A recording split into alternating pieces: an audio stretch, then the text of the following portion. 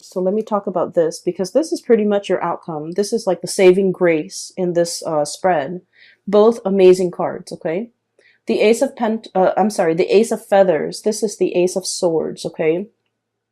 Understanding. And this is not about understanding how something works, understanding how events transpired, understanding what happened. It's requiring you to look at things from a different perspective with the Hangman. Okay, looking at life upside down.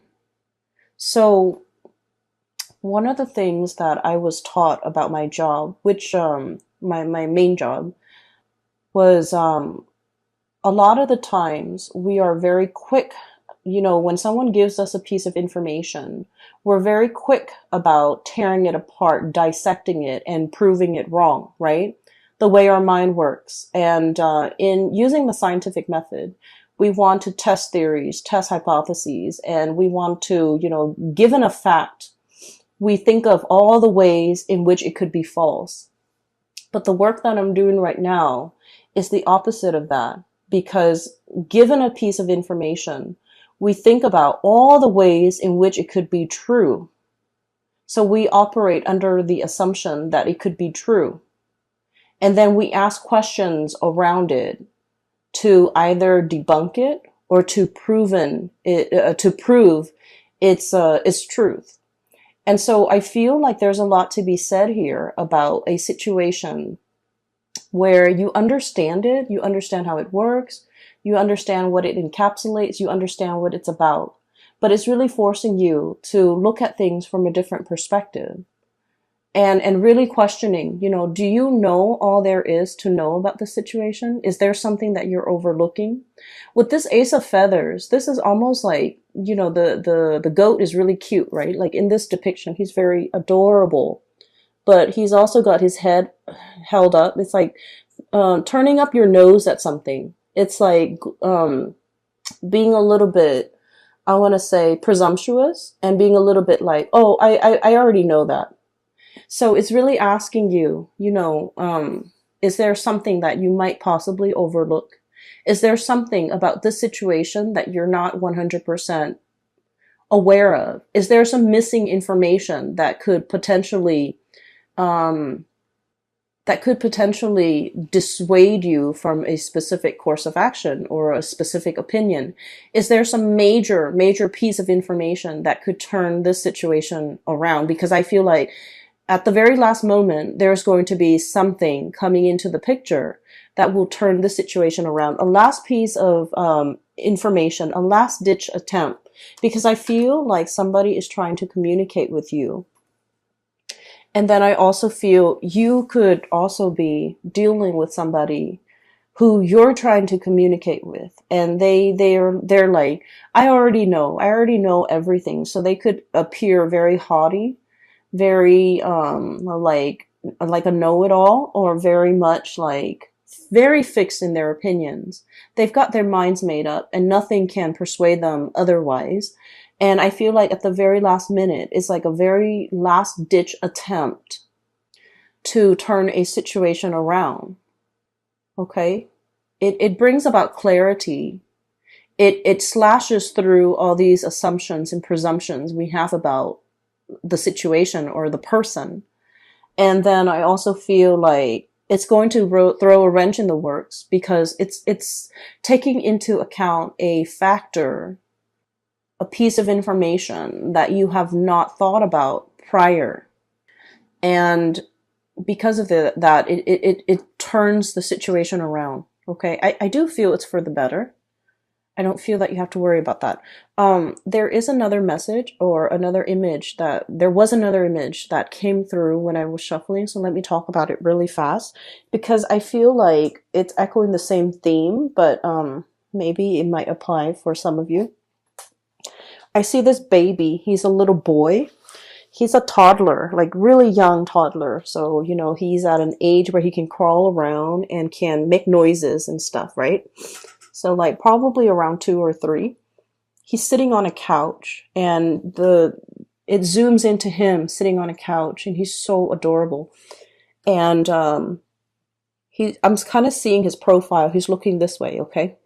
He's on the couch, and mom and dad are kind of walking past him, walking back and forth, possibly packing, maybe moving, renovating the house. Either way, they're very busy. They're walking back and forth. And he's looking at all this activity around the house. He's looking at mom and dad pacing back and forth.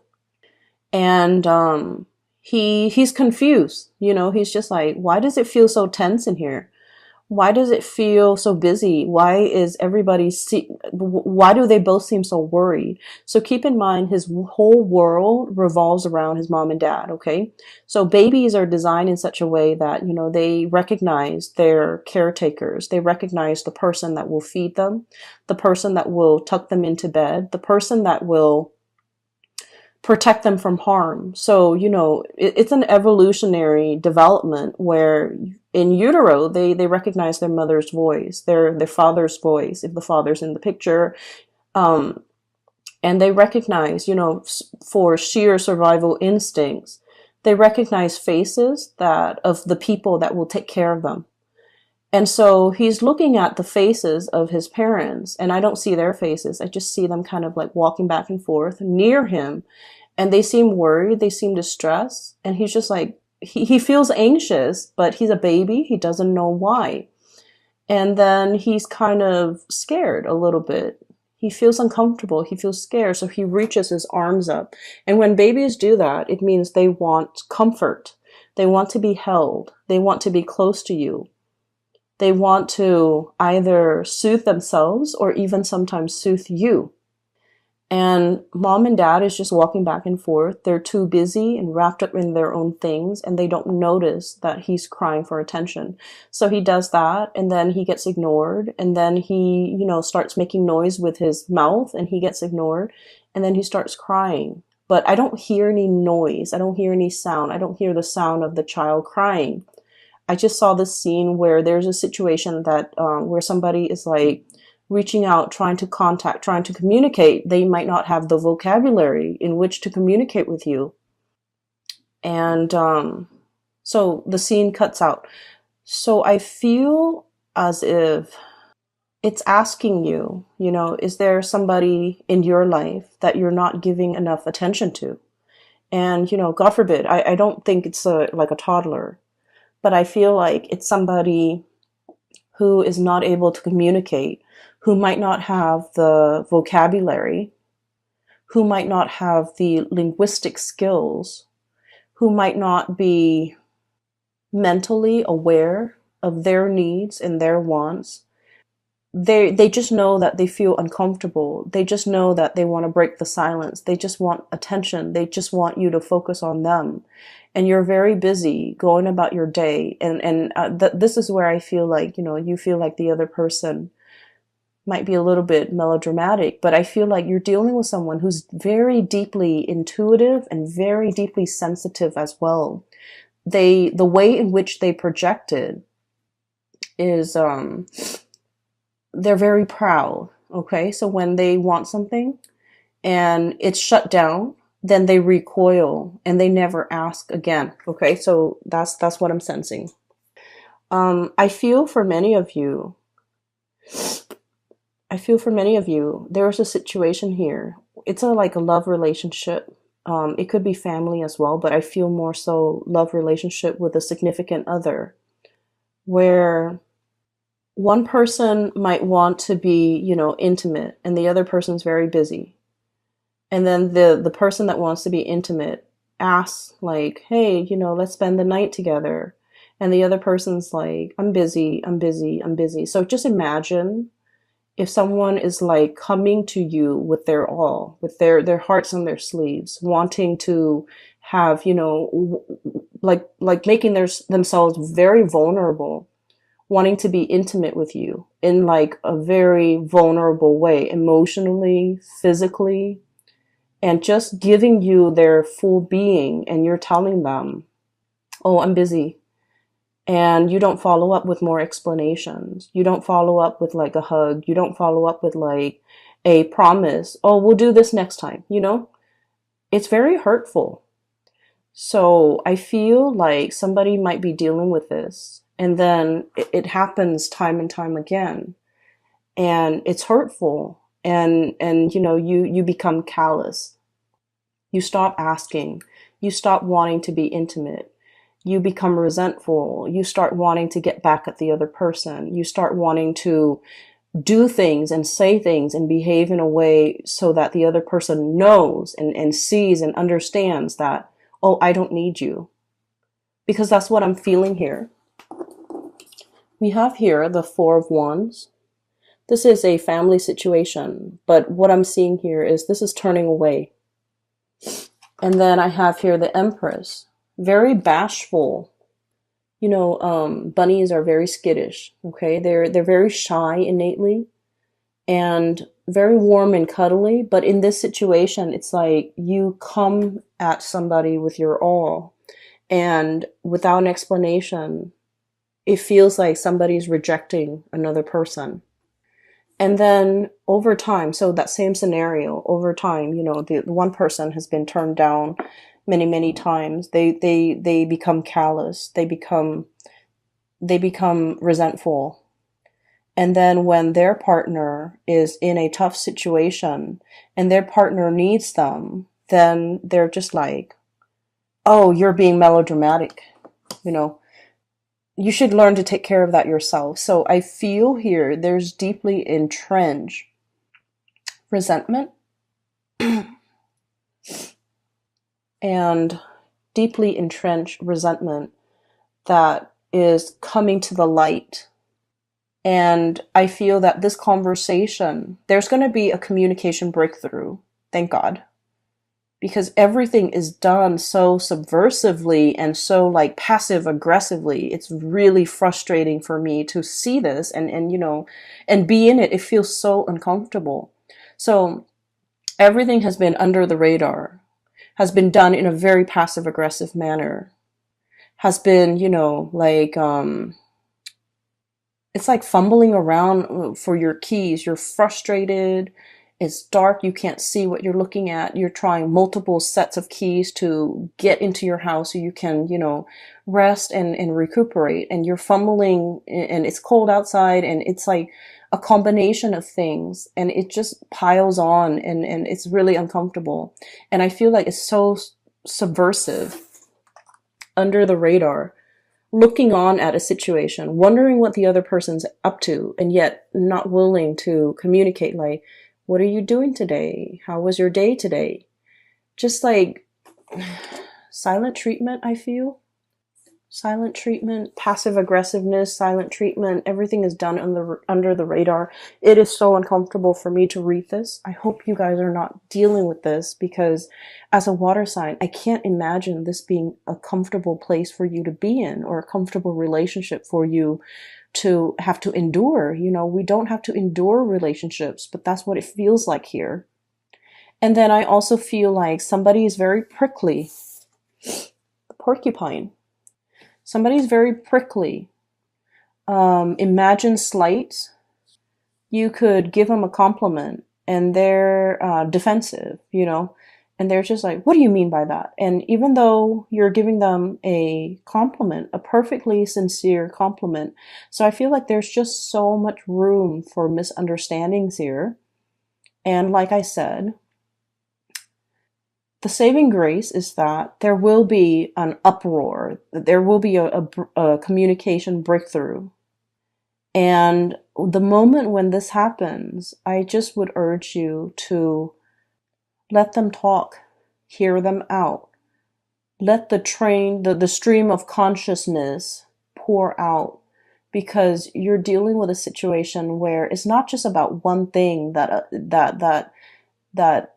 created the misunderstanding. It's a series of things, layers upon layers of BS, evasiveness, resentment, missed opportunities, just like layers and layers of it piled on. And they need to get that off their chest. They need to unload, and they want you to understand it's not just one thing, Cancers.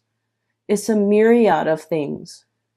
And I just feel like you're dealing with someone who is not sophisticated with the way in which they express themselves. Okay?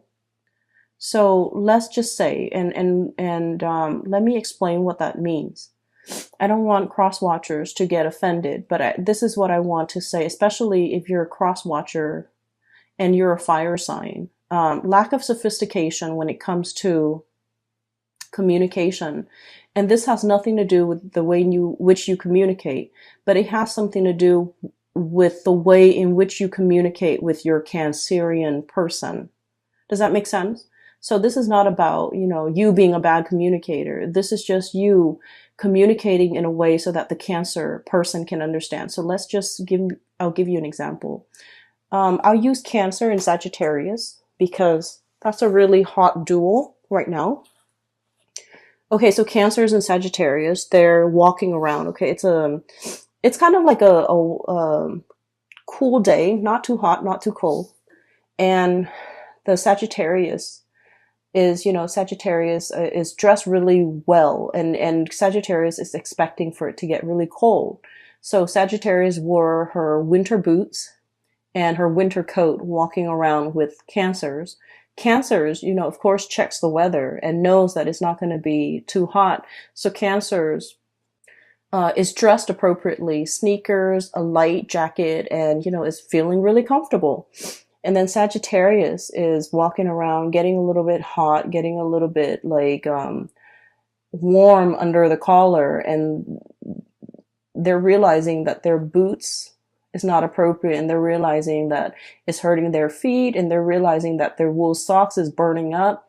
And so they're getting frustrated, and everything is just, it seems like because of their own physical discomfort, everything that day just becomes bad. Okay, they could go to the nicest restaurant, and then Sagittarius is just frustrated and it's like, I don't like the food. I feel hot. I feel tired. My feet are uncomfortable.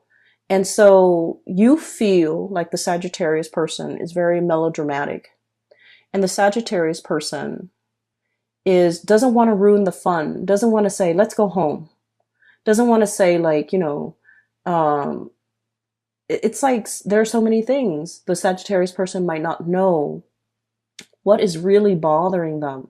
And what is really bothering them could be as simple as, my shoes are too hot, my socks are too hot, I'm not dressed appropriately, I'm wearing this big coat and I just want to throw away this big coat so I can be comfortable. But the Sagittarius might not know how to verbalize all these things, all of these factors that are affecting their emotional state. And so when they are upset, they just lash out, they're frustrated and they're angry, and they're picking at the things that's right in front of them rather than getting to the root of the problem. Okay? And so I feel like, this lack of sophistication when it comes to being able to know exactly what's bothering us. What is the root of the problem? And like I said, in their defense, it's a lattice, like a lattice on a pie, layers upon layers of things over the years, just piling on. And, I feel like one person is not able to forget all of the slights, all of the hurts, all of the rejection, all of the times in which the other person made us feel this little. And they hold on to that resentment. And so I do urge you to be patient with whoever it is that you're dealing with.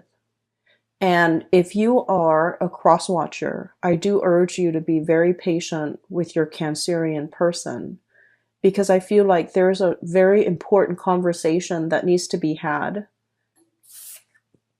Temperance, we have patience. Things are not always black and white, okay? Layers upon layers, okay? Things are not always just clear cut. Some people don't see things in black and white. Some people are just like, let's make allowances for gray areas. Let's, in the real world, things are rarely neatly compartmentalized in their equivalent parts like this. So this is sort of like, give and take. I say one thing, you say another. We both try to hear each other's side of the story and being patient as well. The stripes on the zebra helps it blend into its environment. Okay, so it's like being able to blend in, but also being able to put ourselves in another person's shoes. Okay, so I feel like this is what's coming through for you guys, and I have here no pentacle suit. So no news is good news on the financial front. And I feel like finances is going to be the least of your concern because you have a very important conversation that needs to be had with another person. And I do hope that you get it resolved. I do hope that the two of you can, at least in this moment in time, see eye to eye, understand one another, and approach this conversation with a lot of understanding, a lot of intention to try to understand, a lot of compassion, okay? And I pray that if you're dealing with this in a cross watcher, that they are also approaching this with a lot of compassion. But I do feel somebody's really pissed off. Okay. Very prickly, very defensive, and Five of Acorns. Melodramatic, okay? And just like they want to be heard so badly. And so, give them the time of day if you're dealing with them. Okay? I know it's easier said than done because I feel like this is a long-standing conflict and it's deeply entrenched and it's uncomfortable. But, I had a situation where I had a major confrontation, and what I did ahead of time was to pray that both sides could reach an agreement that is favorable. And I kept that in mind during the confrontation. And at the end, everything worked out. You have to set the intention that both sides can, see the light, both sides can sympathize, and then both sides can come together with a lot of compassion during this conversation. And I feel like everything will work out, the best outcome for all, okay? The intention has to be set without expectations. So it's not about, I want to win this argument or I want them to see how much they've made me suffer. It's not about that. It's about, doing what's best for both parties and approaching a situation with compassion from both sides.